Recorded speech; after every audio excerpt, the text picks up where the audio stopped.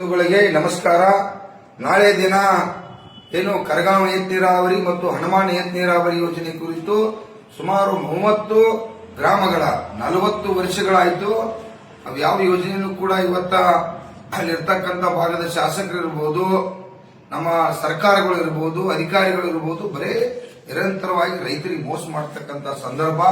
ಹಿಂಗಾಗಿ ಇವತ್ತು ಲಕ್ಷಾಂತರ ಕುಟುಂಬಗಳ ಆ ಭಾಗದಲ್ಲಿ ಕುಡಿಲಿಕ್ಕೆ ನೀರು ಸಮಸ್ಯೆ, ಜಾನುವಾರುಗಳ ಸಮಸ್ಯೆ, ಭೂಮಿಗೆ ಹಾಸಲಿಕ್ಕೆ ಸಮಸ್ಯೆ, ಆ ಕುಟುಂಬಗಳು ಆತಂಕದಾಗದವು. ಆ ಕುಟುಂಬನ ಕಾಪಾಡಲಿಕ್ಕೆ ನಾಳೆಯ ದಿನ ನಮ್ಮ ಚಿಕ್ಕೋಡಿ ತಾಲೂಕಿನ ಬಸವೇಶ್ವರ ಸರ್ಕಲ್ದಲ್ಲಿ 50,000 ಸಂಖ್ಯೆಯಲ್ಲಿ ಎಲ್ಲ ನನ್ನ ರೈತ ತಾಯಿಯಂದಿರು, ವಿದ್ಯಾರ್ಥಿಗಳು, ರೈತ ಮಕ್ಕಳು, ಅವರಿವರೆನ್ನದೇ ತಾವೆಲ್ಲರೂ ಕೂಡ ಪಕ್ಷಾತೀತವಾಗಿ ಭಾಗವಹಿಸಿ ಚಿಕ್ಕೋಡಿ ಕೂಡ ಆ ಭಾಗದಲ್ಲಿ ಜಿಲ್ಲೆ ಆಗಬೇಕು, ಗೋಕಾಕು ಕೂಡ ಜಿಲ್ಲೆ ಆಗಬೇಕು ಅನ್ನುವಂತ ಹೋರಾಟಕ್ಕೆ ಇವತ್ತು ಕರ್ನಾಟಕ ರಾಜ್ಯ ರೈತ ಸಂಘ ನಮ್ಮ ಶಶಿಕಾಂತ್ ಗುರೂಜಿಯವರ ನೇತೃತ್ವದಲ್ಲಿ ಹೋರಾಟ ಇದೆ. ಆ ಹೋರಾಟಕ್ಕೆ ಲಕ್ಷಾಂತರ ಸಂಖ್ಯೆಯಲ್ಲಿ ತಾವು ಕೂಡ ಭಾಗವಹಿಸಿ ನಾಳೆ ಶಶಿಕಾಂತ್ ಗುರೂಜಿಯವರು ಕೂಡ ಆ ಕಾರ್ಯಕ್ರಮಕ್ಕೆ ಭಾಗವಹಿಸುತ್ತಾರೆ.